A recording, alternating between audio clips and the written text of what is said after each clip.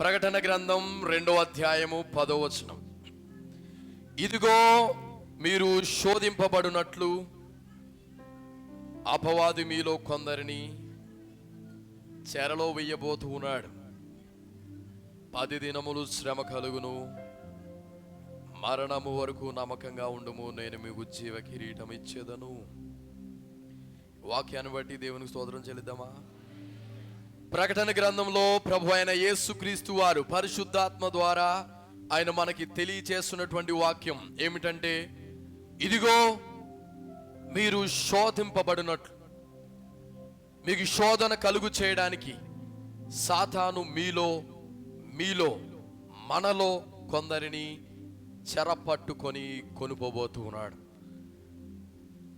మీలో కొంతమందిని సాతాను చెరపట్టుకోబోతూ ఉన్నాడు. చెరపట్టుకుని వాడు తీసుకువెళ్ళిపోబోతూ ఉన్నాడు. మీకు శోధన కలుగుతుంది, అందుకని 10 దినములు శ్రమ కలుగును, మరణం వరకు నమ్మకంగా ఉండండి, నేను మీకు జీవ కిరీటాన్ని ఇచ్చేదను. ఇది ప్రభు అయిన యేసుక్రీస్తు వారు సంఘానికి చెప్తున్నటువంటి వాక్యం. సంఘానికి ఆయన చెప్తూ ఉన్నాడు, ఇక రోజులన్నీ కూడా మునుపటిలా ఉండవు, సంవత్సరాలన్నీ కూడా మునుపటిలా జరగవు. ప్రతి దినము కూడా సంఘమునకు శోధన కలగబోతూ ఉంది. మీలో కొంతమందికి వేదన కలగబోతూ ఉంది. మీలో కొంతమంది శోధనలోనికి ప్రవేశించబోతూ ఉన్నారు. మీలో చాలా మందిని సాతాను చెరలో వాడు పట్టుకున్నట్టుగా మిమ్మల్ని పట్టుకొని వాడు ఎత్తుకోబోతూ ఉన్నాడు, ఎత్తుకొని తీసుకువెళ్ళిపోబోతూ ఉన్నాడు. మీకు శ్రమ, వేదన, దుఃఖ, బాధ కలగబోతూ ఉంది. మీరు మరణం వరకు నమ్మకంగా ఉండండి, ఎందుకంటే నా రాజ్యము అతి సమీపంలో ఉంది. హల్లెలూయా, హల్లెలూయా. నా రాజ్యము దగ్గరలో ఉన్నటువంటి సమయంలో సంఘానికి శ్రమ కలుగును. నా రాజ్యము అతి త్వరలో, అతి సమీపంలో ఉన్నటువంటి సమయంలో లోకంలో ఉన్నటువంటి క్రైస్తవులకు శ్రమ కలుగును, సంఘమునకు బాధ కలుగును, దేవుని నమ్మినటువంటి వారికి వేదన, బాధ కలుగును. మీలో చాలా మందిని శోధించడానికి సాతాను సమీపంగా ఉన్నాడు. సాతాను మిమ్మల్ని చెరలో వేయాలని ఎంతగానో ఎదురు చూస్తూ ఉన్నాడు. మిమ్మల్ని బంధించాలని, మిమ్మల్ని తీసుకువెళ్ళిపోవాలని, మిమ్మల్ని దేవుని నుండి తొలగించాలని సాతాను ఎంతగానో ప్రయత్నం చేస్తూ ఉన్నాడు. సో పేతురు చెప్తూ ఉన్నాడు, 1 పేతురు 5వ అధ్యాయం 8వ వచనంలో, నిబ్బరమైన బుద్ధి గల వారే మెలకుగా ఉండుడి, మీ విరోధి అయిన అపవాది గర్జించు సింహం వలె ఎవరిని మృంగుదునా అని వెతుకుచూ తిరుగులాడుచూ ఉన్నాడు. So be careful. Satan is wandering here and there like a roaring lion. వాడు గర్జించు సింహం వలె తిరుగులాడుచూ ఉన్నాడు. సో సంఘమా, నువ్వు మెలకుగా ఉండు, జాగ్రత్తగా ఉండు. నువ్వు నిర్లక్ష్యంగా ఉండేటువంటి పని లేదు, నువ్వు జాగ్రత్తగా ఉండాలి. నీకు శోధన కలుగు చేయబోతూ ఉన్నాడు, బాధను కలుగు చేయబోతూ ఉన్నాడు, వేదన కలుగు చేయబోతూ ఉన్నాడు. నిన్ను అన్ని విధాలుగా మూసివేయాలని, శ్రమ కలిగించాలని సాతాను వల పన్ని ఉన్నాడు. చెరలోని నీకు తీసుకువెళ్ళిపోవాలని చూస్తూ ఉన్నాడు. చెరసాలలో నిన్ను పడవేయాలని చూస్తూ ఉన్నాడు. చెరలోనికి వేదన, చెరలోనికి బాధ, సంతోషాన్ని నువ్వు చూడలేవు, ఆనందాన్ని నువ్వు చూడలేవు, ఆశీర్వాదాన్ని చెరలో నువ్వు చూడలేవు. కనుక మెలకుగా ఉండు. సంఘముతో చెప్పుచున్నటువంటి మాట చెవుగలిగినటువంటి వాడు వినుగాక. ఆమేన్ అని పరిశుద్ధాత్మ దేవుడు సంఘాన్ని ఉద్దేశించి చెబుతున్నటువంటి మాట. సాతానుడు సంఘానికి శ్రమ కలుగు చేయాలని, సంఘ బిడ్డలకు శోధన, వేదన, బాధ కలుగు చేయాలని వాడు ఎదురు చూస్తూ ఉన్నాడు అని చెప్పి ఈ యొక్క వాక్య భాగంలో, ఈ యొక్క వచనంలో మనం చూస్తూ ఉన్నాం. సాతాను మనకి శోధన కలుగు చేయాలని చూస్తూ ఉన్నాడు. అది ఏ విధమైనటువంటి శోధన, ఏ విధమైనటువంటి బాధను వాడు కలుగు చేయాలని చూస్తూ ఉన్నాడు. ఏ విధమైనటువంటి శోధన నీకు నాకు కలుగు చేయాలని, నీ కుటుంబంలో నా కుటుంబంలో కలుగు చేయాలని, సంఘములో కలుగు చేయాలని, సహోదరి సహోదరుల మధ్య కలుగు చేయాలని సాతాను ఏ విధంగా శోధన కలుగు చేయాలని చూస్తూ ఉన్నాడు అని వాక్యంలో మనం జాగ్రత్తగా పరిశీలించి చూసినప్పుడు, వాడు మొదటిగా శోధన లేకపోతే మొదటిగా చేసేటువంటి పని ఏమిటంటే లోబడకుండా చేయడం. లోబడకుండా చేయడం వాడి మొదటి యొక్క అస్త్రమై ఉన్నది. వాడు మొదటి శోధన ఏ విధంగా కలుగు చేస్తూ ఉన్నాడంటే లోబడకుండా చేయటం. దేవుని యొక్క బిడలు దేవుని యొక్క మాట ప్రకారంగా జీవించలేకపోవటం, దేవుని యొక్క బిడలు విశ్వాసులు సంఘ క్రమానికి లోబడకుండా చేయడం, దేవుని యొక్క బిడలు దేవుని యొక్క దైవజనునికి లోబడకుండా చేయటం, దేవుని యొక్క బిడలు సహోదరి సహోదరుల మధ్య వారు లోబడకుండా చేయటం. లోబడుట అనేది తక్కువగా చూసేటువంటి వాడిగా, లోబడుట అనేది అవమానకరంగా, లోబడుట అనేది అది చాలా నీచముగా చూసేటువంటి వ్యక్తి అపవాది. అటువంటి ఆలోచన సంఘములో వాడు ప్రవేశించబెట్టబోతూ ఉన్నాడు. సంఘము జాగ్రత్తగా గమనించవలసినటువంటి విషయం, ఎవరి హృదయములో లోబడలేనటువంటి తత్వాన్ని వాడు కలుగు చేస్తూ ఉన్నాడు. లోబడలేనటువంటి వ్యక్తిత్వాన్ని ఎవరిలో వాడు రేపుతూ ఉన్నాడు. జాగ్రత్తగా గమనించవలసినటువంటి అవసరం సంఘమైనటువంటి మనందరికీ ఉందని ప్రభు అయిన యేసుక్రీస్తు వారు చెప్తూ ఉన్నాడు.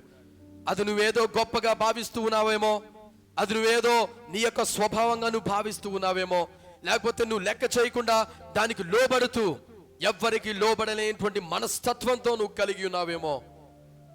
దేవుడు చెప్తూ ఉన్నాడు, సాతాను నిన్ను శోధిస్తూ ఉంది. He was deceiving you. వాడు నిన్ను శోధిస్తూ ఉన్నాడు. నీకు ఆ విషయం తెలియట్లేదు. నువ్వు లోబడలేనటువంటి మనస్తత్వం కలిగి ఉన్నావు. దేవుని మాటకు నువ్వు లోబడట్లేదు. దేవునికి చాలా దూరంగా జీవిస్తూ ఉన్నావు.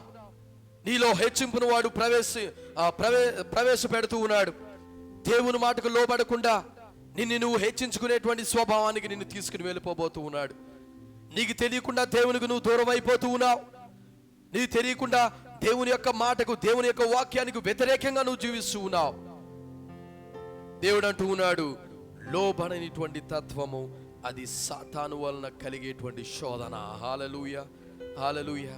కనుక ఎంతమంది ఆ యొక్క శోధనలో పడిపోతూ ఉన్నారు, ఎంతమంది లోబడలేనటువంటి తత్వంలో, లోబడలేనటువంటి మనస్తత్వంతో ఆ దేవునికి దూరం అయిపోతూ ఉన్నారు. సాతాను యొక్క శోధనలో పడిపోతూ ఉన్నారు. సాతాను యొక్క శోధనకి లోబడిపోతూ ఉన్నారు. ఎంతమంది మీలో అటువంటి స్వభావం కలిగి ఉన్నారు? అది నువ్వేదో కింద తీసుకుంటూ ఉన్నా కానీ అది నీ జీవితంలో సాతాను పెడుతున్నటువంటి శోధన. దాన్ని నువ్వు జయించేవాడిగా ఉండాలి, దాని సంఘం జయించేటువంటి దానిగా ఉండాలని ప్రభు అయిన యేసుక్రీస్తు వారు కోరుతూ ఉన్నాడు. లేనిపోయినటువంటి మాటలతో నీ హృదయంలో ఒక గర్వాన్ని, హెచ్చింపుని వాడు తీసుకువస్తూ ఉన్నాడు. ఆదికాండము 3వ అధ్యాయము 5వ వచనంలో మనం చూసినట్లయితే అక్కడ మనందరికీ తెలుసున్నటువంటి సన్నివేశం. అవ్వ ఒంటరిగా తిరుగుతూ ఉంది. దేవుడు చెప్తూ ఉన్నాడు, ఈ తోటలో ఉన్నటువంటి పండ్లన్నీ కూడా నువ్వు తినొచ్చు, కానీ మధ్యలో ఉన్నటువంటి మంచి చెడు తెడులు ఇచ్చేటువంటి పండు నువ్వు తినకూడదు, ఎందుకంటే తిన్న దినం నిత్యంగా నువ్వు చచ్చిపోతావు అని చెప్పాడు దేవుడు. కానీ ఒంటరిగా తిరుగుతూ ఉంది అవ్వగారు. తిరుగుతున్నటువంటి సమయంలో సాతాను అవ్వకి చెబుతున్నటువంటి మాటలు ఆ యొక్క వాక్య భాగంలో మనం చూస్తూ ఉంటాం. ఈ యొక్క పండును తింటే చచ్చిపోతామని దేవుడు చెప్పాడా నీకు? నీ ఇప్పటి వరకు ఎలా జీవిస్తూ ఉన్నావు? ఆయన ఏం చెప్తే అది నువ్వు చేస్తూ ఉన్నావు. ఆయన ఏం తినమంటే అది తింటున్నావు. ఏ విధంగా నడుచుకోమంటే ఆ విధంగా నడుచుకుంటున్నావు. ఎక్కడ ఉండమంటే అక్కడ ఉంటున్నావు. ఎలా జీవించమంటే అలా జీవిస్తూ ఉన్నావు. కానీ ఇది తిన్నావు అనుకో, నువ్వు ఒకరి మాట వినవలసినటువంటి పని ఏమీ లేదు నీకు. ఇది తింటే నీ తెలివి నీకు వచ్చేస్తూ ఉంటది. మంచేదో చెడేదో నీకు తెలిసిపోద్ది. ఒకరి మాట వినవలసినటువంటి అవసరం నీకేమీ కూడా లేదు. ఒకరి మాట విని నడుచుకోవలసినటువంటి కర్మ నీకేమీ కూడా లేదు. నీకు నువ్వు జ్ఞానాన్ని, తెలివిని సంపాదిస్తావు. మంచేదో చెడేదో నీకు తెలుస్తూ ఉంటది. దేవుడి కంటే అమితమైనటువంటి జ్ఞానం, లేకపోతే ఆయనతో సమానమైనటువంటి జ్ఞానాన్ని నువ్వు సంపాదించుకోనగలవు. ఆయనతో ఎక్కడ సమానమైపోతావు? ఇప్పుడు వరకు ఆయన చెప్పు చేతలో నువ్వు ఉన్నావు. ఆయనకన్నా ఎక్కడ గొప్పడు అయిపోతావు? ఆయనతో సమానంగా నువ్వు అయిపోతే ఆయన మాట వినవు కదా, ఆయనతో సమానంగా జ్ఞానం నీకు వస్తే నువ్వు ఆయన మాట వినవసరం లేదు కదా, నువ్వు ఇష్టం వచ్చినట్టు జీవించవచ్చు కదా అని చెప్పి ఈ విధమైనటువంటి మనస్తత్వాన్ని, దేవుని యొక్క మాటకు లోబడలేనటువంటి మనస్తత్వాన్ని ఆ యొక్క అవ్వగారు హృదయంలో వాడు మాటల ద్వారా పంపించాడు. ఎప్పుడైతే ఒంటరిగా ఉందో, ఎప్పుడైతే వీక్గా ఉందో, ఎప్పుడైతే బలహీనంగా ఉన్నటువంటి ఈ యొక్క స్త్రీ సాతాను యొక్క మాట విని దేవుని యొక్క మాటను లోబడకుండా అతిక్రమించింది. ఎప్పుడైతే దేవుని యొక్క మాటను తిరస్కరించిందో, దేవుని యొక్క మాటను అబద్ధంగా వాడు భావించాడో, లేకపోతే అబద్ధంగా ఆమె తీసుకుందో, దేవుని యొక్క శాపానికి గురైంది, దేవుని యొక్క సన్నిధిలో నుండి దూరం అయిపోయింది, దేవుని యొక్క ఆశీర్వాదానికి దూరం అయిపోయింది. ఆనందంగా ఉన్నటువంటి ఆ యొక్క జీవితం దుఃఖమయంగా మారిపోయింది. ఎంతో ఆశీర్వాదం పొందింది, ఎంతో నెమ్మది శాంతితో నిండి ఉన్నటువంటి జీవితం అది ఎంతో బాధతో వేదనతో ఆ తోట నుండి వెలివేయబడి కష్టం యోర్చి పని చేయవలసి ఉన్నటువంటి పరిస్థితి, బాధతో వేదనతో కనవలసినటువంటి పరిస్థితి, ఎంతో కష్టములో నష్టములో కన్నీటితో గడపవలసినటువంటి జీవితం. ఇదంతా ఎందుకని అవ్వకి ఏర్పడింది? ఎందుకని ఇటువంటి జీవితాన్ని ఆమె చూస్తూ ఉంది? ఎందుకని ఈ విధమైనటువంటి కష్టాన్ని, నష్టాన్ని, బాధను ఆమె అనుభవిస్తుంది? Because of the disobedience. లోబడనిటువంటి కారణం చేత ఆ యొక్క జీవితంలో ఆనందాన్ని చూడలేకపోయింది, ఆశీర్వాదాన్ని చూడలేకపోయింది. ఈనాడు అనేక మందికి, మానవ జాతికి శాపకరంగా మారడానికి, శపితమైనటువంటి వారముగా, పాపంలో జీవిస్తున్నటువంటి వారముగా మనపైన ముద్ర పడడానికి గల కారణం లోబడకుండా దేవుని యొక్క మాటను తిరస్కరించడం. కనుక లోబడకపోవడం వల్ల ఎంత కష్టం వచ్చి పడింది, లోబడకపోవడం వల్ల ఎంత శాంతి లేనిటువంటి స్థితిని చూడవలసి వచ్చింది. అవ్వగారు మనకి ఒక ఉదాహరణగా కనబడుతుంది. కనుక సాతాను ఏ విధంగా శోధిస్తూ ఉంటాడంటే, మొదటిగా వాడు మనల్ని లోబడకుండా, అది దేవుని మాటకు లోబడకుండా, లేకపోతే సంఘమునకు లోబడకుండా, దైవజనులకు లోబడకుండా, లేకపోతే నీ సహోదరి సహోదరులు ఒకరి మధ్యన ఒకరికి లోబడైనటువంటి మనస్తత్వంతో నిన్ను విడదీసి వేరు చేసి నిన్ను బలహీనపరచి నిన్ను శోధించడం మొదలు పెడుతూ ఉంటాడు. కనుక మొదటిగా నిన్ను లోబడకుండా చేసేటువంటి పనిని, శోధనని నీ పైకి రప్పిస్తూ ఉంటాడు, ప్రేరేపిస్తూ ఉంటాడు. రెండవదిగా మనం చూసినట్లయితే పరిశుద్ధులపైన నిందలు వేస్తూ ఉంటాడు. నీతిగా జీవించేటువంటి నీపైన, నాపైన నింద వేస్తూ ఉంటాడు. వాడు నిందను మోపుతూ ఉంటాడు. నువ్వు చేసిన దానికి, చేయని దానికి వాడు అన్యాయంగా నీ మీద నింద మోపబోతూ ఉన్నాడు. నువ్వు ఎంత మంచిగా జీవించినా, ఎంత శాంతిగా నువ్వు జీవించినా, ఎంత మనశ్శాంతిగా నువ్వు జీవిస్తూ ఉన్నా, ఎవరికి హాని చేయకుండా, ఎవరి జోలికి నువ్వు వెళ్లకుండా మంచిగా నువ్వు జీవిస్తూ ఉన్నా, కావాలని నీ మధ్యన గొడవలు రేపేటువంటి పరిస్థితి సాతాను నీకు తీసుకురాబోతూ ఉన్నాడు. కావాలని నిన్ను చెదరగొట్టబోతూ ఉన్నాడు. కావాలని నీపైన అపనిందలు వేయబోతూ ఉన్నాడు. కావాలని నిన్ను రెచ్చగొట్టబోతూ ఉన్నాడు. కావాలని నిన్ను దేవునికి దూరం చేయాలని, నిన్ను అనేక విధాలుగా చెదరగొట్టాలని, పరిశుద్ధంగా జీవిస్తున్నటువంటి నీ జీవితం పైన ఏదొక నింద, ఏదొక అవమానాలు వేస్తూ ఉన్నాడు. అది కుల సంబంధంగానూ వేస్తూ ఉన్నాడు, మత సంబంధంగానూ వేస్తూ ఉన్నాడు, ఇంకా ఇరుగు పొరుగు వారితో గొడవల ప్రకారంగా వేస్తూ ఉన్నాడు. కూడి వస్తున్నటువంటి నీ ప్రక్కన కూర్చున్నటువంటి సహోదరి సహోదరుల మధ్య ఐక్యత లేనిటువంటి దాన్ని బట్టి, లేకపోతే నీ మీద ఏదో కావాలని వారం లేనిటువంటి తత్వాన్ని సహోదరి సహోదరుల మధ్యలో క్రియేట్ చేసి నీ పైన వేరే వేరే విషయాలతో నీ యొక్క మనస్సును వారు చెరిపేయబోతూ ఉన్నాడు.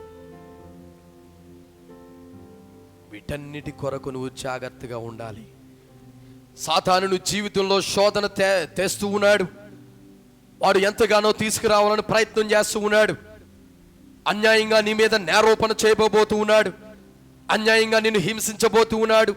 అన్యాయంగా నీ మీద అబద్ధ సాక్ష్యాలు పెట్టబోతూ ఉన్నాడు. అన్యాయంగా నీ మీద లేనిపోయినటువంటి కుట్రలతో, కుతంత్రాలతో నీ యొక్క మనసులో శాంతి లేకుండా నిందను, అవమానాన్ని, బాధను నీ మీద వేస్తూ ఉన్నాడు. అది ఏ రీతిగా వస్తుందో నేను చెప్పలేను. ఏ రీతిగా వచ్చినను, అది కుల సంబంధంగా వచ్చినా, మత సంబంధంగా వచ్చినా, ఏ విధంగా వచ్చినా దేవుడు అంటూ ఉన్నాడు, వాడి నిన్ను చెరలో పట్టుకొని తీసుకువెళ్ళిపోవాలని ప్రయత్నం చేస్తూ ఉన్నాడు. అంచెం వరకు నమ్మకంగా ఉండగలవా? నేను నీకు జీవ కిరీటాన్ని ఇస్తాను. మరణం వరకు నమ్మకంగా ఉండగలవా? నువ్వు తీసుకున్నటువంటి నిర్ణయంలో నువ్వు నమ్మకంగా నిలబడగలి ఉండగలవా? 10 రోజులు నీకు శ్రమ కలుగును, అటు తరువాత మరణం వరకు నమ్మకంగా ఉండు, నేను నీకు జీవ కిరీటాన్ని ఇవ్వబోతున్నానని చెప్తున్నాడు దేవుడు. హల్లెలూయా, హల్లెలూయా. సాతాను పెట్టే శోధనలు ఈ విధంగా ఉంటాయి. మొదట వాడు లోబడకుండా చేస్తాడు. రెండవదిగా ఏం చేస్తాడు? ఏ పాపం పుణ్యం తెలియనటువంటి మన మీద లేనిపోయిన నిందలు, లేనిపోయిన గొడవలు కావాలని రేపడానికి, కావాలని నిన్ను నన్ను బ్యాట్ చేయడానికి చూస్తూ ఉంటాడు. మూడవదిగా మనం చూసినప్పుడు వ్యాధులతో వాడు మన పైన దాడి చేస్తూ ఉంటాడు. వ్యాధులతో, బాధలతో మన పైన దాడి చేస్తూ ఉంటాడు. చూడండి, పరిశుద్ధుల పైన నేరోపణ మోపడం కూడా రిఫరెన్స్ యోబు గ్రంథము 1వ అధ్యాయం మొత్తం మీరు చదువుకున్నట్లయితే, సాతాను దేవుని దగ్గరికి వెళ్ళి యోబు పైన ఎటువంటి నేరోపణ చేస్తున్నాడంటే, అన్ని బాగున్నప్పుడు ఎవడు నిన్ను వెంబడించడు,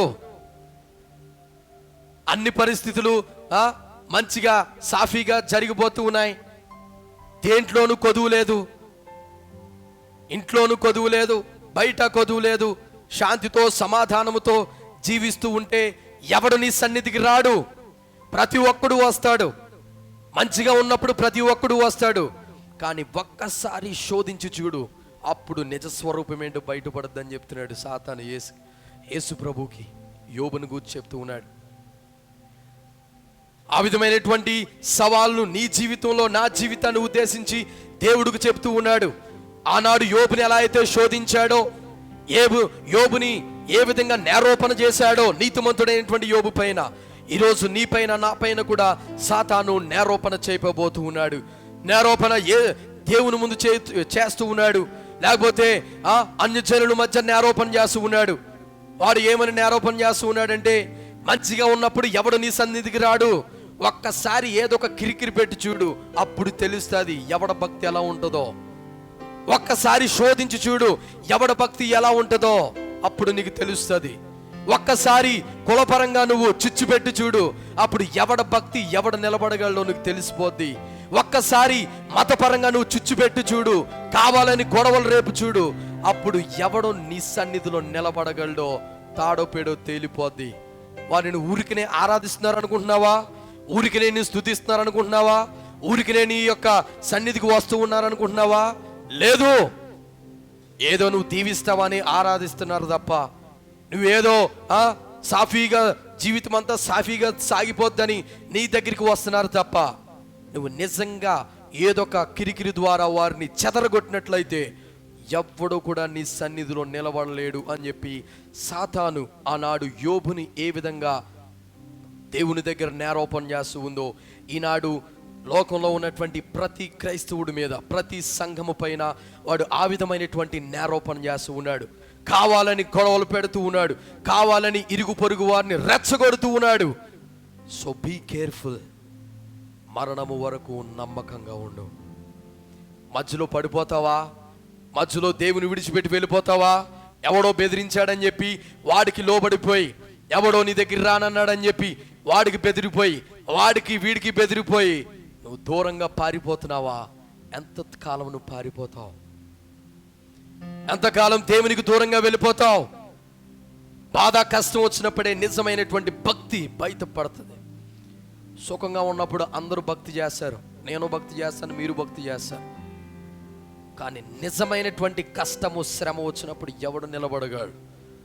అది యోబు పైన సాతాను చేస్తున్నటువంటి నేరోపణ. ఈనాడు సంఘమైనటువంటి నీ పైన, నా పైన అదే నేరోపణ చేయొచ్చు. అప్పుడు తెలుస్తుంది ఎవడు నిజమైనటువంటి క్రైస్తవుడు, ఎవడు నిజంగా దేవుణ్ణి ప్రేమించేటువంటి వాడు, ఎవడు నిజంగా దేవుని పైన ఆధారపడినటువంటి వాడు, ఎవడు పిరికివాడు, ఎవడు బెదిరిపోయేటువంటి వాడు, ఎవడు గుండెలో ఉన్నటువంటి ధైర్యముతో నిలబడేటువంటి క్రైస్తవుడు అనేది దేవుడు శ్రమ పంపినప్పుడు అది బయటకు వస్తుంది. ఆ సమయంలో సంఘం నిలబడగలదా? సంఘం అంటే విశ్వాసులు నిలబడగలరా? నిలబడలేనిటువంటి స్థితిలో నీవు ఉంటే దేవుని యొక్క రాజ్యాన్ని నువ్వు కోల్పోతావు. దేవుడు తన బైబిల్ గ్రంథంలో సెలవిచ్చిన రీతిగా అంచె దినాల్లో, కడవరి దినాల్లో సాతాను మునుపటి కంటే ఎక్కువగా వాడు శోధన మీకు కలుగు చేస్తూ ఉంటాడు. అనేక మందిని చెదరగొట్టాలని, బెదరగొట్టాలని వాడు ఎన్నో ప్రయత్నాలు చేస్తూ ఉంటాడు. ఎక్కడ శాంతి ఉండదు, సమాధానం ఉండదు. అటువంటి సమయంలో నువ్వు నిలబడతావో నిలబడవో దేవుడు చూస్తున్నటువంటి సమయంలో నీ యొక్క ఆత్మీయ జీవితం మేరకు నువ్వు అనుకోనిటువంటి గడియలో యేసుక్రీస్తు ప్రభువారు రాబోతూ ఉన్నారు. హల్లెలూయా, హల్లెలూయా. అటువంటి సమయంలో నువ్వు బెదిరిపోయి, కదిలిపోయి, అటు ఇటు చెదిరిపోయినట్లయితే నాకేం పర్లేదు, నాకు పోయేదేముంది, అది నీకే నష్టం, నాకు నష్టమే ఉండదు. మరణం వరకు నమ్మకంగా ఉన్నవారికే దేవుని యొక్క రాజ్యం. హల్లెలూయా, హల్లెలూయా. కనుక వ్యాధులతో వాడు మొత్తుతూ ఉంటాడు. యోబు జీవితాన్ని మనం చూసినప్పుడు 2వ అధ్యాయం 7వ వచనాన్ని మనం చూస్తే యోబుకి నడినెత్తు నుండి అరికాల వరకు వాడి శోధన కలిగజేశాడు. దేవుని పరిశుద్ధుడి పట్ల నేరోపణ చేయడమే కాకుండా వ్యాధులతో మొత్తపోతూ ఉన్నాడు. దేవుని యొక్క బిడ్డలను మనకి చేయి లాగితేనే మనం చాలా బాధపడిపోతూ ఉంటాం. నడువు నొప్పి కలిగితేనే మనం తీపులు తీసేస్తూ ఉంటాం. ఇంకో కాళ్ళు లాగితేనే మనం దేవుని సన్నిధిలో ఏడుస్తూ ప్రార్థన చేసేస్తాం. అన్ని రోజుల నుంచి బాధను అనుభవిస్తున్నాను ప్రభువా, దయచేసి నన్ను స్వస్థపరచవా, అసలు నువ్వు ఉన్నావా లేవా, నేను నమ్ముకున్న వారికి ఎందుకు ఈ శోధన, ఎందుకు నాకు ఈ బాధ, నన్ను తీసేసుకుంటే గొడవ వదిలిపోదు కదా. ఈ విధంగా మనం చాలాసార్లు ఆలోచిస్తూ ఉంటాం. కానీ యోబుకి నడినెత్తు నుండి అరికాల వరకు, చెయ్యి కాదు, కాలు కాదు, నడుము కాదు, ఏదో ఒక మూలన కాదు, నడినెత్తు నుండి అరికాలు వరకు ఎక్కడా కూడా స్వస్థత లేదు.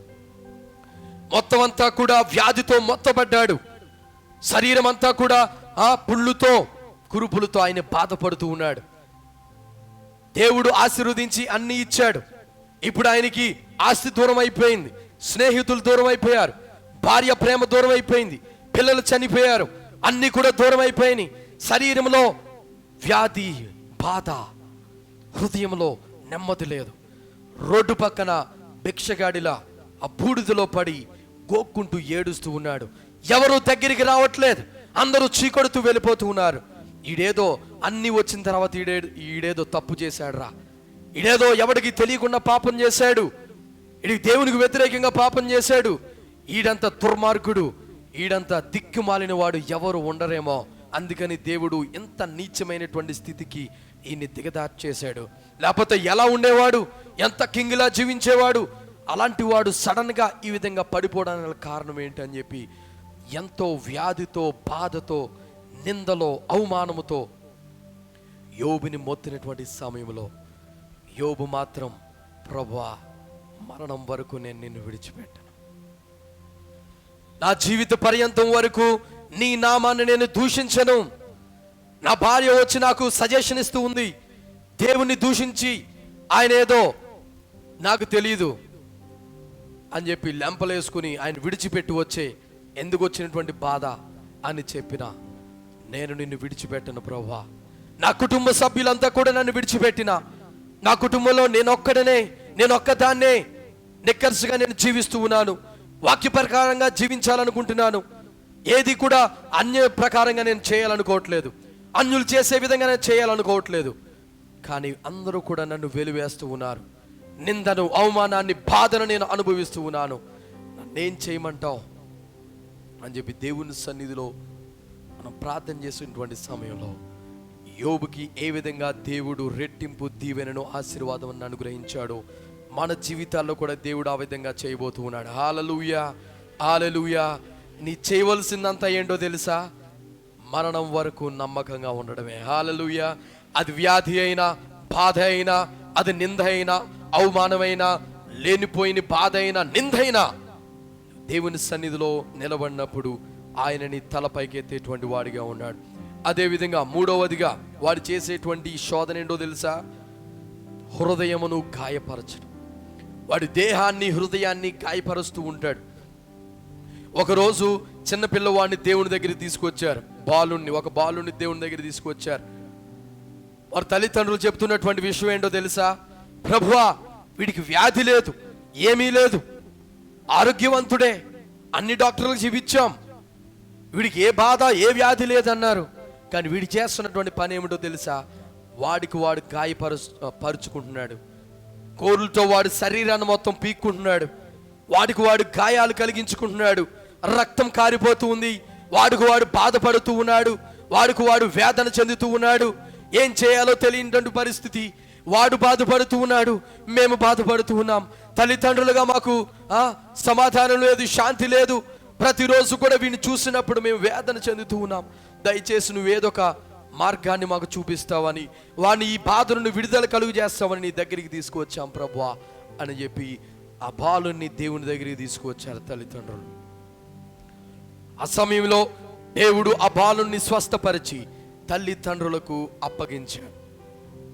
ఇక్కడ జాగ్రత్తగా మనం గమనించవలసిన విషయం, చాలాసార్లు మనం చేసేటువంటి పనులు ఎలా ఉంటాయంటే, మనం చేసేటువంటి పనులే మనకి కీడుని తెచ్చిపెడుతూ ఉంటాయి. నువ్వు తీసుకున్నటువంటి నిర్ణయాలు అవి నీ జీవితాన్ని పాడు చేస్తూ ఉంటాయి. నువ్వు తీసుకున్నటువంటి నిర్ణయాలు అవి నీకు ఏమాత్రం కూడా మర్యాద లేనటువంటి స్థితిని నీకు కలుగు చేస్తూ ఉంటాయి. నువ్వు తీసుకున్నటువంటి కొన్ని నిర్ణయాలు నీ జీవితాన్ని మొత్తాన్ని కూడా నాశనం చేస్తూ ఉంటాయి. అది నిన్ను గాయపరుస్తూ ఉంటుంది. నీ హృదయానికి నెమ్మది కలుగు చేయదు.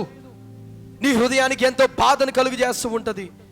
ఎందుకంటే నువ్వు దేవుని మాట ప్రకారంగా చేయట్లేదు కనుక. సాతాను నీ హృదయంలో వేరే వేరే ఆలోచనలతో నిన్ను గాయపరుస్తూ ఉన్నాడు. నీ హృదయాన్ని గాయపరుస్తూ ఉన్నాడు. నెమ్మది లేనిటువంటి పరిస్థితి నువ్వు ఎదుర్కొంటూ ఉన్నావు. శాంతి లేనటువంటి పరిస్థితి నువ్వు ఎదుర్కొంటూ ఉన్నావు. దేవునికి దూరం అయిపోతూ ఉన్నావు. ఆనాడు చిన్న బాలుడు ఏ విధంగా బాధపడుతూ ఉన్నాడో, వాడి బాధ వాడికి బాధ కలుగు చేస్తూ ఉంది, తన తల్లిదండ్రులకు బాధను కలుగు చేస్తూ ఉంది. నీవు తీసుకున్నటువంటి నిర్ణయం నీకు బాధను కలుగు చేస్తూ ఉంది, నీ కుటుంబానికి బాధను కలుగు చేస్తూ ఉంది, ప్రతి ఒక్కరికి కూడా వేదనను, బాధలను మిగులుస్తూ ఉంది. ఎందుకంటే నువ్వు వాక్య సంబంధమైనటువంటి నిర్ణయాలు తీసుకోవట్లేదు. వాక్య సంబంధమైనటువంటి నిర్ణయాలు నువ్వు తీసుకోవట్లేదు. దేవుని సంబంధంగా ప్రార్థనా పూర్వకంగా నువ్వు ముందుకు వెళ్ళడం లేదు. నీకు ఇష్టం వచ్చినట్టు నువ్వు చేస్తూ ఉన్నావు. నీ మైండ్ ఏది చెప్తే అది గుడ్డుగా దాన్ని ఫాలో అయిపోతున్నావు. కానీ అది మంచా చెడా, దేవుని ప్రకారంగా ఉందా లేదా అని ఆలోచించుకునేటువంటి ఆలోచన శక్తిని నువ్వు కోల్పోయావు. ఎందుకంటే ప్రార్థనకు నువ్వు దూరం అయిపోయావు గనుక, దేవుని యొక్క సన్నిధికి నువ్వు దూరం అయిపోయావు గనుక సాతాను నీకు పలు విషయాల ద్వారా నీ హృదయాన్ని గాయపరచి నీ జీవితంలో శోధన కలుగు చేస్తూ ఉంది. కనుక నీ హృదయాన్ని కూడా నువ్వు దేవుని యొక్క వాక్యానుసారంగా ఉంచుకోవాలని దేవుని వాక్యం సెలవిస్తూ ఉంది. అలాగే ఐదవదిగా వాడు చేసేటువంటి శోధన ఏమిటంటే అబద్ధాలు ఆడించడం. కొన్ని అబద్ధాలు ఇతరులను గాయపరిచే విధంగా ఉంటాయి. కొన్ని అబద్ధాలు జస్ట్ ఏదో మామూలుగా చెప్తూ ఉంటాం, ఏది కూడా చెప్పకూడదు అనుకోండి.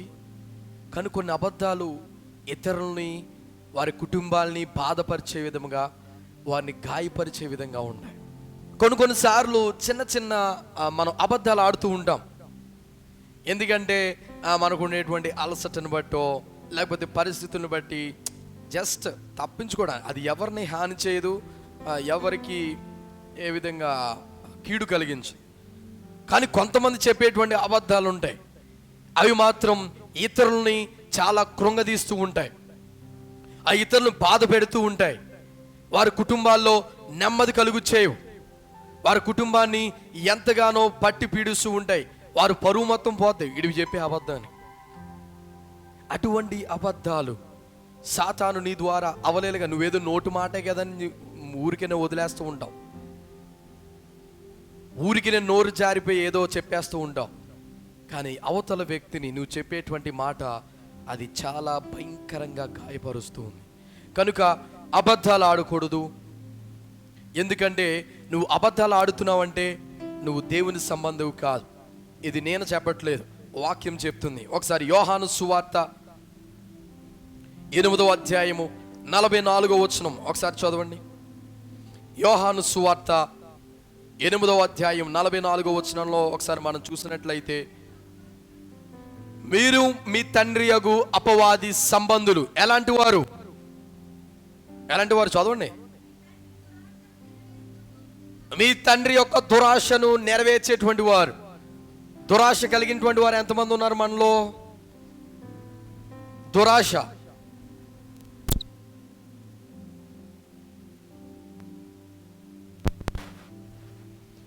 ఆ దురాశ కలిగినటువంటి వారు ఎవరున్నారు? ఎవరు చేతులెత్తరు, కానీ మన క్రియలు చెప్తూ ఉంటాయి. సాధారణంగా దురాశపడి ఎవడంటే మనం ఎవరు కూడా చేతులెత్తాం, కానీ మన క్రియలు చెప్తూ ఉంటాయి. ఎక్కువ అన్నీ కూడా ఆశిస్తూ ఉంటాం. అన్నీ మనకే కావాలి, అన్నీ మనకే కావాలి. ఆ కుటుంబంలో విషయాలు మనకే కావాలి, ఈ కుటుంబంలో విషయాలు మనకే కావాలి. వాడి కుటుంబాన్ని టాలీ చేసుకుని వీడి కుటుంబాన్ని టాలీ చేసుకుని వాళ్ళ మధ్యన ఏదోటి పెట్టేసి వాళ్ళు నాశనం చేసి ఎదిగిపోదాం అని చూస్తాడు. ఉంటారు అలాంటి వాళ్ళు కొంతమంది. ఇతరులకు నష్టాన్ని కలిగించి దాంట్లో వీడి అభివృద్ధిని చూసుకునేటువంటి స్వార్థపరులు, చెడు హృదయం కలిగినటువంటి వారు ఉంటారు. వారు ఎలాంటి వారంటే దురాశపరులు. వారి ఆశకి హద్దు ఉండదు, ఇష్టం వచ్చినట్టు ఏది పడితే చేసుకుంటూ వెళ్ళిపోతారు. ఇంకా అది నుండి కూడా వాడు నరహంతకుడు, సత్యమందు నిలిచినటువంటి వాడు కాదు. నీతి, నిజాయితీ, మంచితనం ఇవేమి కూడా ఉండవు. నీతి, నిజాయితీ, మంచితనం ఏవి కూడా ఉండవు.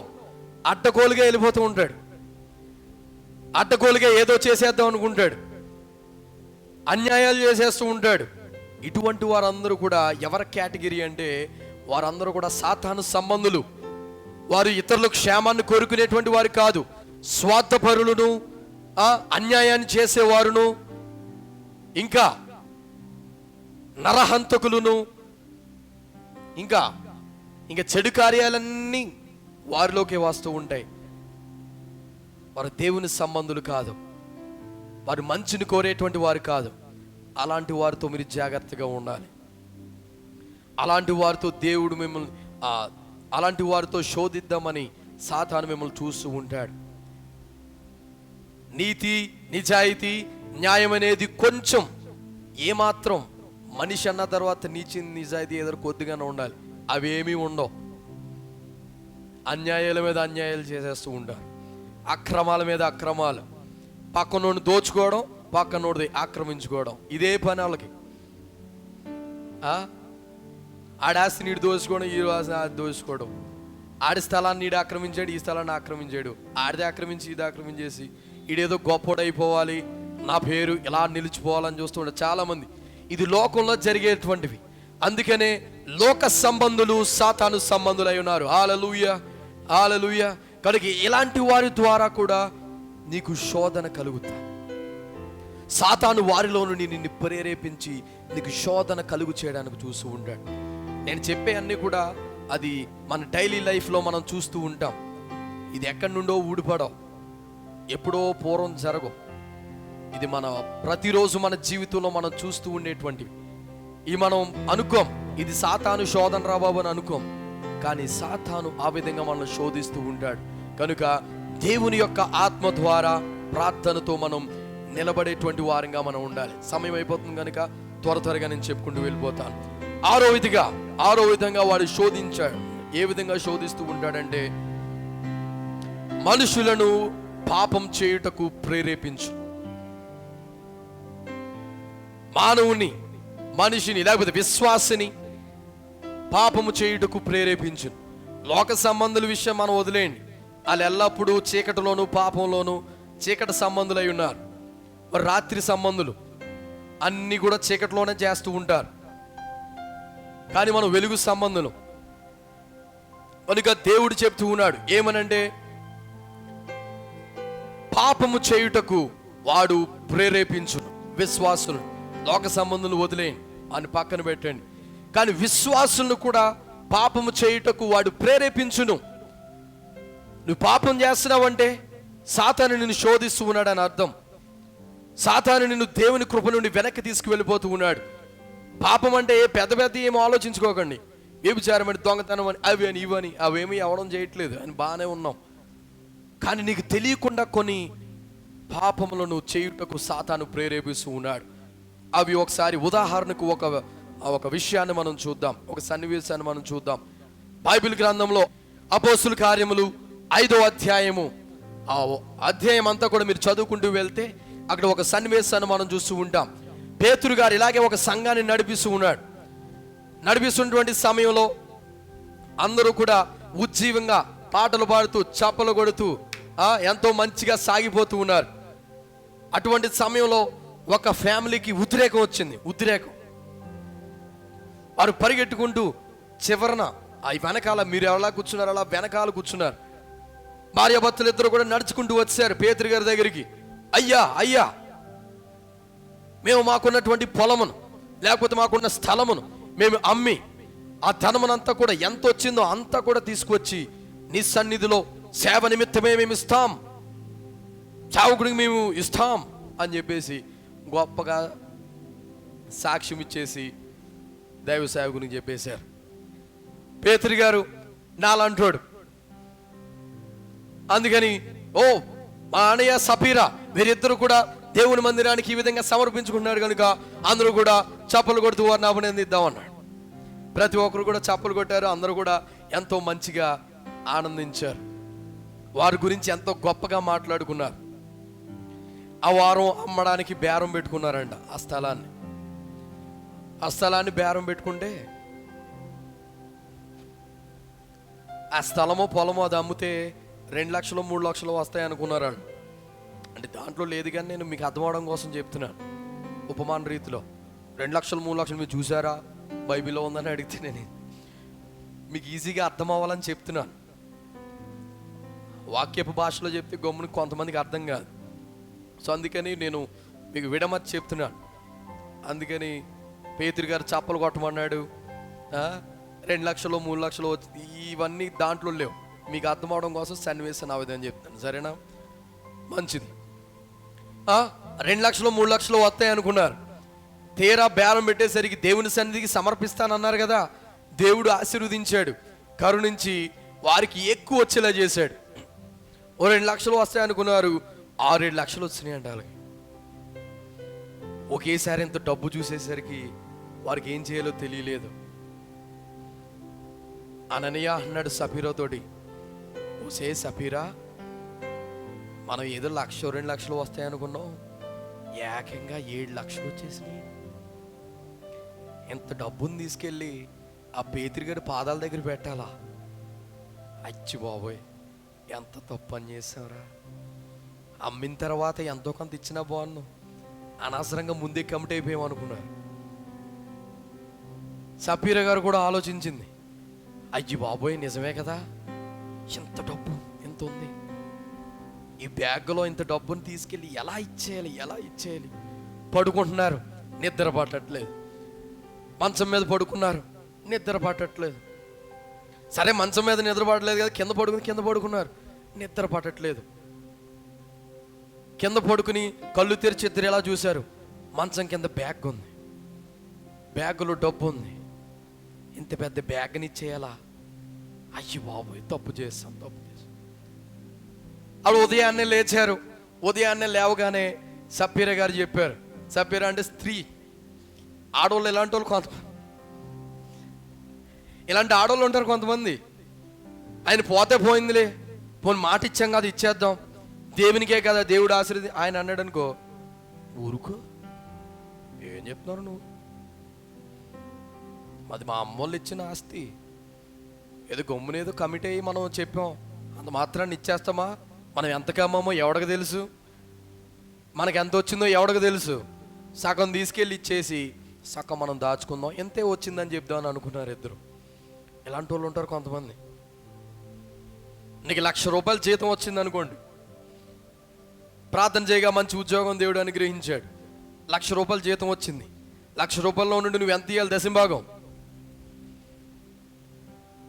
నాలాంటోడైతే 20,000 తీయాలి, ఎందుకంటే 20% తీస్తాను కాబట్టి. మీలో కొంతమంది 10% తీసే వాళ్ళు ఉంటారు. అసలు తీలేని వాళ్ళు కూడా చాలా మంది ఉన్నారు అనుకునే సంగతి. దేవుడు నిన్ను ఆశీర్వదించి నీ ఉద్యోగం అనుగ్రహించి ₹1,00,000 జీతం ఇచ్చాడు నీకు. 10,000 దేవునికి సమర్పించాలి.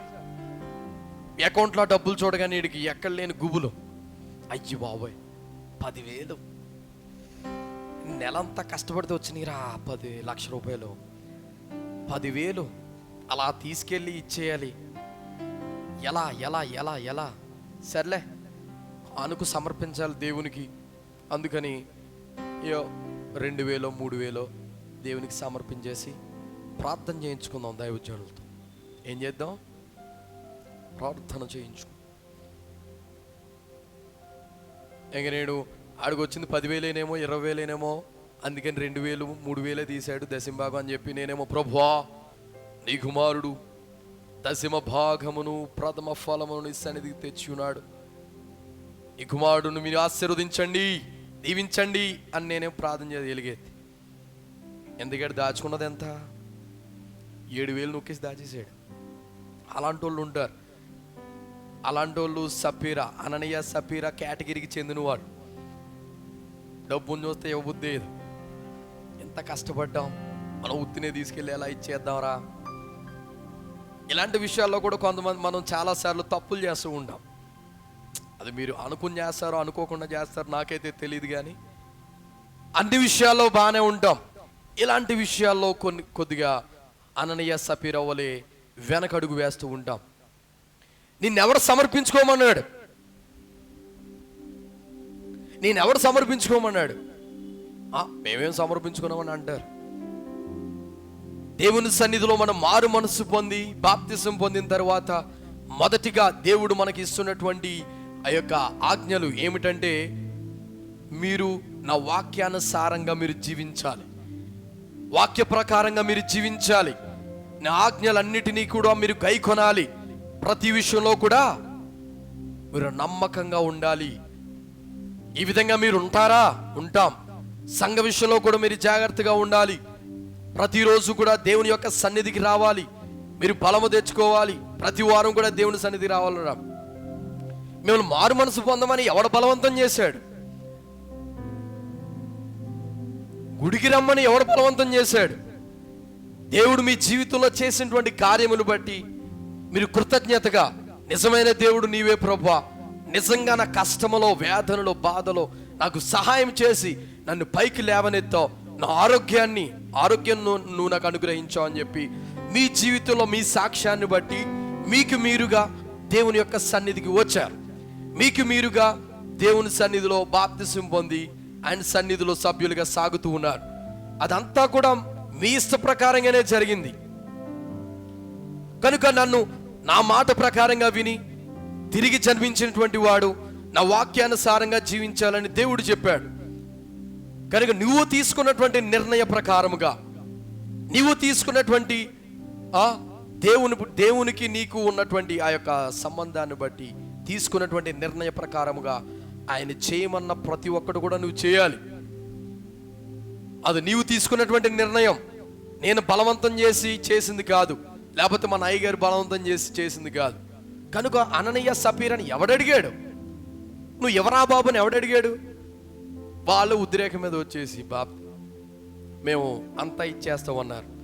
కానీ ఇచ్చిన మాట తప్పడం వల్ల దేవుని ఆత్మ, దేవుని యొక్క కోపం రగులుకొని దేవుని మందిరంలోనే కుప్పకూలి చనిపోయారు వారు.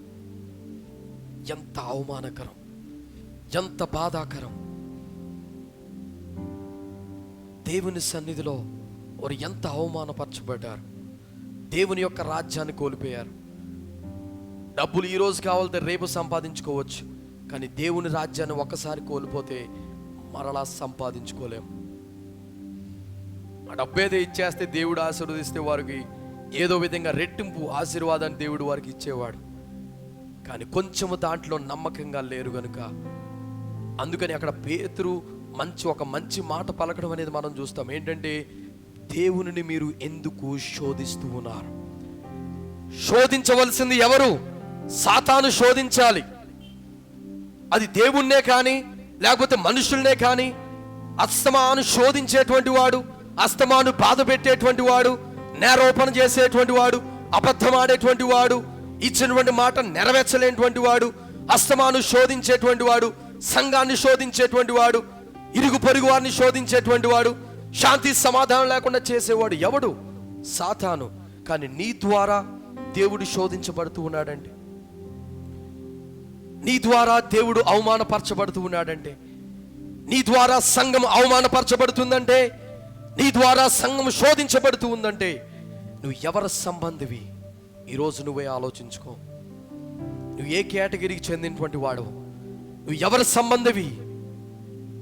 సాతాను సంబంధిగా నువ్వు వెళ్ళిపోతూ ఉన్నావు. మనకు ఆ విధంగా వెళ్ళిపోయినట్లయితే నువ్వు భౌతికంగా నువ్వు చచ్చిపోలేదేమో, కానీ ఆత్మీయ జీవితంలో నువ్వు ఏనాడో చనిపోయావు. ఆత్మీయ జీవితంలో ఏనాడో నువ్వు సజీవంగా లేవు. ఆత్మీయ జీవితంలో చనిపోయి చాలా సంవత్సరాలు అయిపోయింది. ఎందుకంటే దేవుని యొక్క ఆజ్ఞను అతిక్రమించిన రోజే నువ్వు చనిపోయావు. అవ్వగారు ఏ విధంగా చనిపోయిందో, అననయ్య సపీరా ఏ విధంగా చనిపోయారో, ఆత్మీయ జీవితంలో నువ్వు కూడా కుప్ప కూలిపోయి చనిపోయావు ఏ రోజో. కానీ ఈ రోజైనా నువ్వు నిలబడు. సాతాను నిన్ను శోధిస్తూ ఉన్నాడు పలు విధాలుగా. చిన్న చిన్న వాటికే నిన్ను వాడు చిన్నవే కదా అని నిర్లక్ష్యంతో, చిన్నవే కానీ లెక్కలేని తనముతో నిన్ను శోధిస్తూ నిన్ను దేవుని యొక్క రాజ్యం నుండి దూరం చేస్తూ ఉన్నాడు. శాంతి సమాధానం నుండి దూరం చేస్తూ ఉన్నాడు. కనుక ఆ శోధనలన్నిటినీ కూడా గమనించినటువంటి వారమై మరణము వరకు మనం నమ్మకంగా ఉండాలి. హల్లెలూయా, హల్లెలూయా. కనుక ఎంతమంది నమ్మకంగా ఉండగలరు దేవుని సన్నిధిలో? ఆదిమ అపోస్తలులు ఆ విధంగా మరణం వరకు నమ్మకంగా ఉన్నారు. బాప్తిసమిచ్చే యోహానును హేరోదు రాజు జైల్లో పెట్టాడు. ఎందుకంటే నువ్వు చేస్తున్నది తప్పురా, నువ్వు చేస్తున్నది తప్పు. నిన్ను చూసి చాలా మంది జనాలు తప్పుడు దారిలో వెళ్ళిపోతూ ఉన్నారని ముక్కుసూటిగా వచ్చి చెప్పాడు బాప్తిసమిచ్చే యోహాను. నీ సహోదరుని యొక్క భార్యను ఉంచుకున్నావు, నువ్వు అన్ని కూడా అన్యాయాలు అక్రమాలు చేస్తూ ఉన్నావు. నిన్ను చూసి ప్రజలు ఆ విధంగా తయారవుతూ ఉన్నారు. నువ్వు అన్యాయం చేస్తున్నావు కనుక దేవుని యొక్క శాపం నీ మీదకు వస్తుందని అందరి మధ్యను ఆయన ఖండిస్తున్నటువంటి సమయంలో కోపోద్రికుడై బాప్తిసమిచ్చి యోహాన్ని తీసుకువెళ్ళి జైల్లో పడేశాడు. దేవుని యొక్క వర్తమానం నీ దగ్గరికి సూటిగా వస్తున్నటువంటి సమయంలో ఆయన తన ఆత్మ ద్వారా నీతో మాట్లాడుతూ ఉన్నాడు. నీలో ఉన్నటువంటి ఆ యొక్క చెడునంతా కూడా బయట పెట్టి, నీలో ఉన్నటువంటి లోపాలన్నీ కూడా ఎత్తి చూపి నిన్ను సరిచేయాలని, నిన్ను ఒక తెల్లని కాగితం వలె, తెల్లని వస్త్రం వలె నీ జీవితాన్ని చేయాలని, నీ కుటుంబాన్ని చేయాలని, నిన్ను చేయాలని దేవుడు తన వాక్యంలో నుంచి తన దైవ సేవకుల ద్వారా నీతో మాట్లాడుతూ ఉండే ఎంతమంది హేరోదు వలె హృదయాన్ని కఠినపరుచుకొని, కోపాలు పెట్టుకొని, ద్వేషాలు పెట్టుకొని, దేవుని సంఘానికి దూరం అయిపోయి, దైవ సేవకులు దూరం అయిపోయి, దేవుని యొక్క ప్రజలకు దూరం అయిపోయి, ఆఖరికి దేవునికి కూడా దూరం అయిపోయి ఎంతకాలము నువ్వు ఆశీర్వదించబడగలవు? దేవుని యొక్క ఆశీర్వాదం ఈరోజు నువ్వు మంచిగా ఉండొచ్చు. చూడండి, ఒక మంచి వచనాన్ని నేను మీకు చూపిస్తాను. మలాకి 3వ అధ్యాయము 16వ వచనం, 15-16 వచనాలు అక్కడ మనం జాగ్రత్తగా చదువునట్లయితే, ఎవరు కూడా చదవకండి, నేను చెప్పుకుంటూ వెళ్ళిపోతాను. అక్కడ ఏముందో మీరు ఇంటికి వెళ్ళిన తర్వాత చదువుకోండి. చెప్పడానికి చాలా విషయాలు ఉన్నాయి కానీ త్వరగా వెళ్ళిపోతాను. చూడండి, మలాకి గ్రంథం 13వ అధ్యాయం 3వ అధ్యాయం 15-16 వచనాలు మనం జాగ్రత్తగా అక్కడ చూసినప్పుడు దేవుడు చెప్తూ ఉన్నాడు. ఏమనంటే, క్రైస్తవులు అనుకుంటున్నారంట, దేవుని నమ్మినటువంటి బిడ్డలు ఏమని అనుకుంటారంటే, గర్విష్ఠులు ధన్యులుగా కనబడుతూ ఉన్నారు, వారు ఆశీర్వదించబడినటువంటి వారిగా కనబడుతూ ఉన్నారు.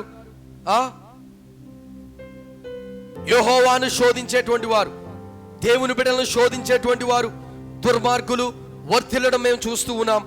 అలాగే వారు క్షేమంగా ఉండడం, సురక్షితంగా ఉండడం, వారు అన్ని విధాలుగా ఎదగడం మేము చూస్తూ ఉన్నామని దేవుని యందు విశ్వాసం ఉంచినటువంటి వారు, అంటే క్రైస్తవులందరూ కూడా ఈ విధంగా అనుకున్నటువంటి సమయంలో దేవుడు తన చెవి యొగ్గి వింటూ ఉన్నాడంట. హల్లెలూయా, హల్లెలూయా. చాలా సార్లు మనం అనుకుంటూ ఉంటాం, దేవునికి వ్యతిరేకంగా చేసే వాళ్ళే బాగున్నారు కదా, దుర్మార్గాలు చేసేటువంటి వారే అభివృద్ధి చెందుతూ ఉన్నారు, అన్యాయాలు చేసేటువంటి వారే పై చేయిగా ఉంటూ ఉన్నారు. దుర్మార్గాలు, అన్యాయాలు, అక్రమాలు, ఇతరులకి శాంతి సమాధానం కలుగు చేయకుండా ఎల్లప్పుడూ గొడవలు పెడుతూ, ఎల్లప్పుడూ శాంతి సమాధానం లేకుండా ఇతరుల మీద నేరోపణ మోపడం, ఇతరుల మీద ఎప్పుడు చెడు మాట్లాడుతూ, ఈ విధంగా అల్లర్లు సృష్టించేటువంటి వారు వర్ధిల్లుతూ ఉన్నారు, క్షేమంగా ఉన్నారు, ఆశీర్వదించబడుతూ ఉన్నారని మనలో మనము అనుకుంటున్నటువంటి సమయంలో ఇక్కడ ఏమని రాయబడుతుంటే, యెహోవా యందు భయభక్తులు కలిగినటువంటి వారు ఒకరితో ఒకరు ఈ విధంగా మాటలాడుకొనుచుండగా యెహోవా తన చెవి యొగ్గి వింటూ ఉన్నాడు. హల్లెలూయా. నీవు చెప్పుకున్నటువంటి మాటలన్నీ కూడా దేవుడు వింటూ ఉన్నాడు. నువ్వు చేసేటువంటి ప్రార్థన అంతా కూడా దేవుడు వింటూ ఉన్నాడు. తగిన సమయంలో దేవుడు నీకు విజయాన్ని ఇవ్వబోతూ ఉన్నాడు. తగిన సమయంలో దేవుడు నీ యొక్క ప్రార్థనను ఆలకించి నీకు జవాబును దయచేయబోతూ ఉన్నాడు. కనుక నువ్వు నిరాశ పడవలసినటువంటి పనేమి కూడా లేదు. నువ్వు చేయవలసింది ఏంటో తెలుసా? అంచెము వరకు నమ్మకంగా ఉండడం. నీ శ్రమ దినంలో, కష్ట దినంలో, అన్ని సమయాల్లో కూడా అంచెము వరకు నమ్మకంగా ఉండుము, నేను నీకు జీవి కిరీటాన్ని ఇస్తానని దేవుడు చెప్తూ ఉన్నాడు. కనుక దేవుడు జీవి కిరీటం, ఎలాంటి కిరీటాలు దేవుడు ఇవ్వబోతూ ఉన్నాడు. ఈ లోకంలో నీకు ధనధాన్యాలు లేకపోవచ్చు, మంచి పేరు ప్రఖ్యాతులు లేకపోవచ్చు, ఏది ఉన్నా లేకపోయినా, ఎవరు నిన్ను గౌరవించకపోయినా, నీకు వ్యతిరేకంగా తిరిగినా, నువ్వు ఎంత బాధ పెట్టినా, నువ్వు మరణం వరకు నమ్మకంగా ఉంటే దేవుని యొక్క రాజ్యంలో దేవుడు నీకు జీవి కిరీటాన్ని ఇవ్వబోతూ ఉన్నాడు. హల్లెలూయా, హల్లెలూయా. ఎటువంటి కిరీటం దేవుడు నీకు ధరింప చేయబోతూ ఉన్నాడు అంటే అక్షయమైనటువంటి కిరీటాన్ని దేవుడు నీకు ఇవ్వబోతూ ఉన్నాడు. ఈ అక్షయమైనటువంటి కిరీటం కొరకు 1 కొరింథీ 9:25 మనం చూస్తూ ఉన్నాం. అలాగే అతిశయ కిరీటాన్ని దేవుడు మనకి ఇవ్వబోతూ ఉన్నాడు. అతిశయ కిరీటం కొరకు 1 తెస్సలోనికి రాసినటువంటి పత్రిక 2:19-20 మనం చూస్తూ ఉంటాం. అలాగే నీతి కిరీటాన్ని దేవుడు మనకి ఇవ్వబోతూ ఉన్నాడు. ఆ నీతి కిరీటం కొరకు ఆ రిఫరెన్స్ మనకి 2 తిమోతికి రాసినటువంటి పత్రిక 4:8 మనం చూస్తూ ఉన్నాం. అలాగే దేవుడు జీవి కిరీటాన్ని ఇవ్వబోతూ ఉన్నాడు, మహిమ కిరీటాన్ని ఇవ్వబోతూ ఉన్నాడు.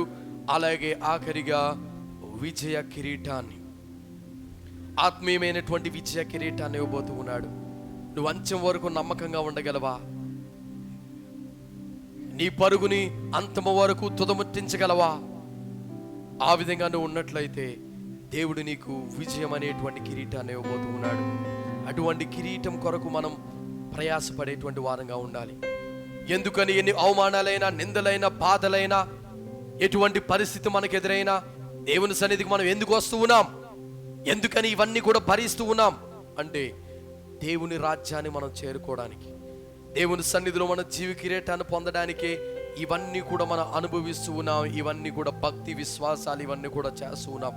కనుక దాని కొరకు, జీవి కిరీటం పొందుట కొరకు దేవుని సన్నిధిలో ఆయన యొక్క సింహాసనం ముందు నిలవబడినటువంటి సమయంలో నీ వైపు చూసి ఆయన జీవి కిరీటాన్ని నీ యొక్క శిరస్సు పైన ధరించినటువంటి సమయంలో ఎంత ఆనందం, ఎంత సంతోషం. వెళ్ళినటువంటి భక్తులందరూ కూడా ఆ విధమైనటువంటి గురుతోనే వెళ్ళిపోయారు. వెళ్ళినటువంటి ఆత్మీయమైనటువంటి బిడ్డలందరూ కూడా అదే విశ్వాసముతో కడ వరకు వారి జీవితాన్ని తుదముట్టించారు.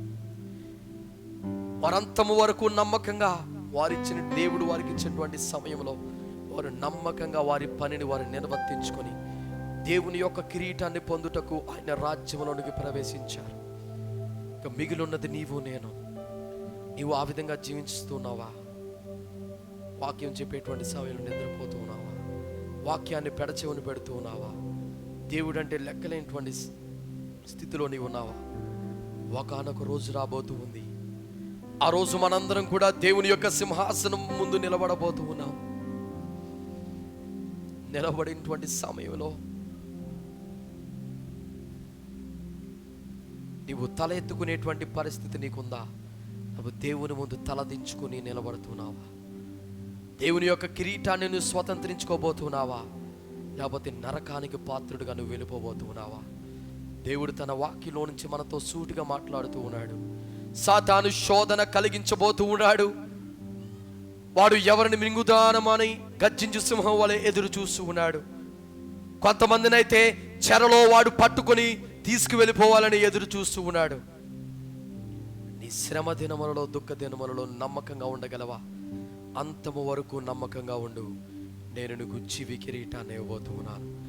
దేవుడు తన వాక్య భాగాన్ని మన వినికిడిలో దీవించి ఆశీర్వదించునుగాక. ఆమేన్.